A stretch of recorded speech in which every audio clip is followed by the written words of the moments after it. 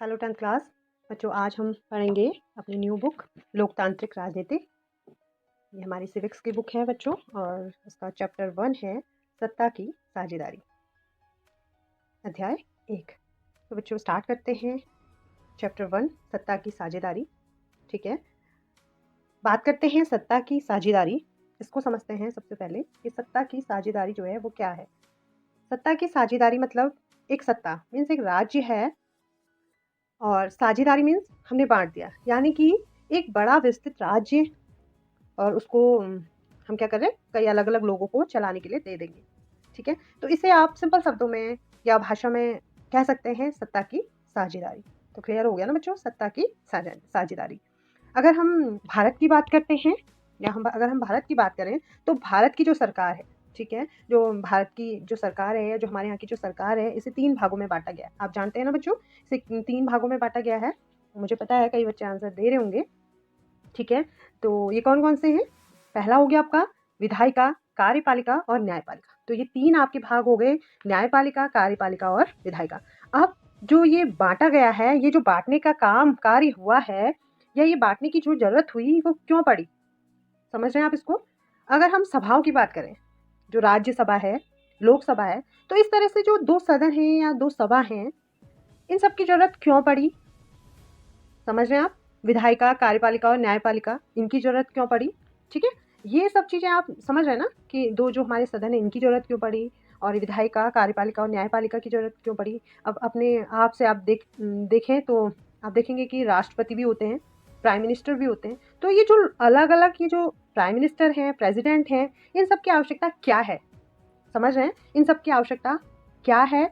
ठीक है बच्चों, और अगर आप ये सब चीजें क्लियर करके जानना चाहते हैं, ठीक है, समझ रहे हैं ये सारी चीज़ें कि ये प्राइम मिनिस्टर जो है, प्रेसिडेंट हैं, जो ये इनके इन सब की आवश्यकता क्या है, या जो 2 सदन है, लोकसभा, राज्यसभा, ठीक है, और ये विधायिका, कार्यपालिका, न्यायपालिका, ठीक है। तो इन सब चीज़ों को अगर आप क्लियर करके जानना चाहते हैं, प्लस समाज में कई सारी चीज़ें हो रही हैं, इन्हें आप जानना चाहते हैं, ठीक है, इनको आप जानना चाहते हो, मीन्स किसी भी चीज़ को अगर पॉलिटिक्स से जोड़ दिया जाए, समझ रहे हैं आप? कोई भी चीज़ है जो समाज में, उसे अगर पॉलिटिक्स से जोड़ दिया जाए, तो ये सब जानने के लिए और समझने के लिए आपको क्या करना होगा? पॉलिटिक्स पढ़ना होगा।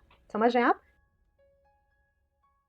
तो स्टार्ट करते हैं चैप्टर की जो शुरुआत की गई है वो बेल्जियम और श्रीलंका के देश से है, की गई है।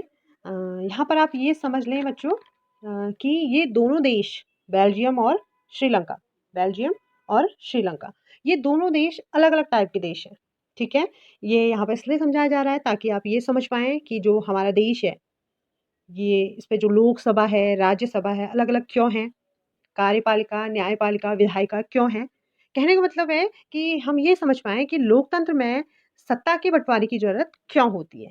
ठीक है बच्चों? इसलिए आपको यहाँ पर ये समझाया जा रहा है, 2 देशों को लिया गया है, बेल्जियम और श्रीलंका। तो स्टार्ट करते हैं चैप्टर को बेल्जियम से, बात करते हैं बेल्जियम की। तो आप देखेंगे जो बेल्जियम है, ये क्या है आपका यूरोप का एक छोटा-सा देश है। बेल्जियम की अगर हम बात करें तो ये यूरोप का एक छोटा-सा देश है, ठीक है? और इसकी आबादी कुल कितनी है? 1 करोड़ में है, ठीक है? आप देखेंगे बुक में आप पढ़ेंगे तो देखेंगे कि क्षेत्रफल में हमारे हरियाणा राज्य से भी छोटा है बेल्जियम, ठीक है? और इसकी सीमाएँ फ्रांस, नीदरलैंड, जर्मनी और लक्समबर्ग से लगती हैं, और इसकी आबादी 1 करोड़ से थोड़ी अधिक है, यानी हरियाणा की आबादी से करीब आधी है, ठीक है? समझ रहे हैं इस बात को? अब देखिए जो ये बेल्जियम है, यहाँ की जो 1 करोड़ की जो आबादी है, इसमें से जो 59% जो हिस्सा है, या जो 59% जो लोग हैं, वो फ्लेमिश में रहता है। जो 59% जो आबादी है या जो लोग हैं, वो फ्लेमिश इलाके में रहते हैं, ठीक है? और ये कौन-सी भाषा बोलते हैं? डच भाषा। कौन-सी भाषा बोलते हैं? डच भाषा बोलते हैं, ठीक है? तो ये वाला जो 59% हिस्सा है, वो फ्लेमिश इलाके में रहता है और डच बोलता है। ठीक है? इसके बाद देखिए जो शेष 40% है, 40% जो है वो कहाँ पे रहता है? वैलोनिया में रहता है, ठीक है? कहाँ रहता है? वैलोनिया में रहता है, और इस क्षेत्र में वो कौन-सी भाषा बोलते हैं? फ्रेंच बोलते हैं। आप समझ रहे हैं ना कि वो कौन-सी भाषा बोलते हैं? फ्रेंच बोलते हैं, ठीक है? ये फ्रेंच भाषा बोलते हैं, और जो बाकी जो 1% लोग हैं वो कहाँ रहते हैं? जर्मनी में। आप देख रहे होंगे बुक में, तो बाकी जो 1% लोग जो हैं वो जर्मनी में रहते हैं, ठीक है बच्चों, तो ये आप समझ गए होंगे कि जो ये पूरा बेल्जियम है जिसकी हम बात कर रहे हैं, ये जो पूरा बेल्जियम है, ठीक है? ये जो पूरी कंट्री है, इसकी एक एक जो कैपिटल है ब्रुसेल्स, ब्रुसेल्स में भी लोग रहते हैं प्रेजेंट टाइम पर 80% फ्रेंच बोलने वाले। कितने? ब्रुसेल्स में 80% लोग, जो 80% लोग जो हैं वो फ्रेंच बोलते हैं, ठीक है? और 20% लोग, 20% जो 20% जो लोग हैं वो डच भाषा बोलते हैं। आप समझ रहे हैं ना? हम बेल्जियम की बात कर रहे हैं, और ये जो पूरा बेल्जियम है, जो पूरी कंट्री है बेल्जियम, इसकी जो एक राजधानी है, जो एक कैपिटल है, ठीक है? ब्रुसेल्स, ब्रुसेल्स में जितने भी लोग रहते हैं प्रेजेंट टाइम पर, उसमें 80% जो लोग हैं वो फ्रेंच बोलने वाले हैं, और 20% जो हैं वो डच भाषा बोलने वाले हैं। तो ये आपको क्लियर हो गया होगा। तो ये तो हो गई एक देश बेल्जियम की रूपरेखा। समझ रहे हैं? ये पूरी क्या हो गई? एक देश बेल्जियम की रूपरेखा। अब यहाँ पर जो अलग अलग लोग हैं पूरे बेल्जियम में, इसमें जो 59% जो लोग हैं, आप देखेंगे इसमें जो 59% जो फीसदी हिस्सा है, या जो लोग हैं जो डच भाषा बोलते हैं, जिनकी संख्या थोड़ा ज़्यादा है 59%, तो इनकी जो आर्थिक ग्रोथ थी वो थोड़ा कम थी। इनके पास क्या थे, पैसे की थोड़ा कमी थी, आर्थिक ग्रोथ इनकी कम थी, तो और जो पैसा था इनके पास थोड़ा उसकी कमी रह रही थी, ठीक है? किसकी बात करें? 59% जो लोग हैं जिनकी संख्या थोड़ा ज़्यादा है। अब जो 40% लोग थे, 40% जो लोग हैं, इनके पास जो है पैसे की ज़्यादा, मीन्स जो पैसा है वो ज़्यादा है, मीन्स आर्थिक स्थिति इनकी अच्छी है, ठीक है? समझ रहे हैं? इनकी जो आर्थिक स्थिति है वो अच्छी है, वो वेलेनिया क्षेत्र में ये रहते हैं, ये जो लोग वेलेनिया में रहते हैं, ठीक है? तो इनकी जो आर्थिक स्थिति है वो अच्छी है, समझ रहे हैं? ठीक है? और एक के पास, आप यहाँ पे ये देख रहे होंगे कि एक के पास तो पैसा थोड़ा कम है, और एक के पास जो है जिसकी आर्थिक स्थिति अच्छी है उसके पास पैसा ज़्यादा है।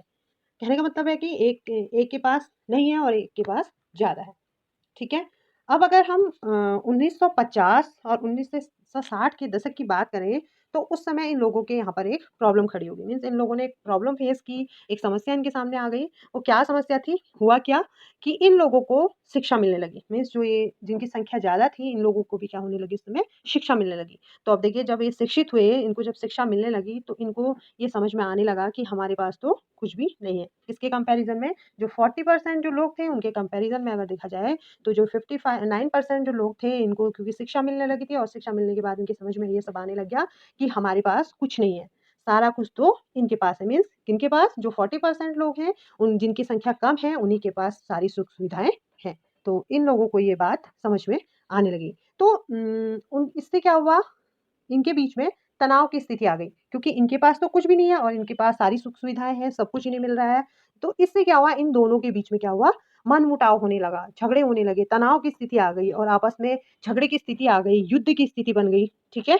अब ऐसे में जो जीता, अब जब दोनों के बीच में युद्ध होगा, हम इमेजिन कर सकते हैं, अगर युद्ध की स्थिति बन गई और जब युद्ध होगा, अभी युद्ध हुआ नहीं है, जब युद्ध होगा तो जो ब्रुसेल्स है, समझ रहे हैं? जो ब्रुसेल्स है, अब ऐसे में जो जीतता, जो विजयी होता, वो ब्रुसेल्स में कब्जा कर लेता, ठीक है? अगर इन दोनों के बीच में युद्ध होता, तो जो जो जीतता इन दोनों में से, वो ब्रुसेल्स में कब्जा कर लेता, ठीक है?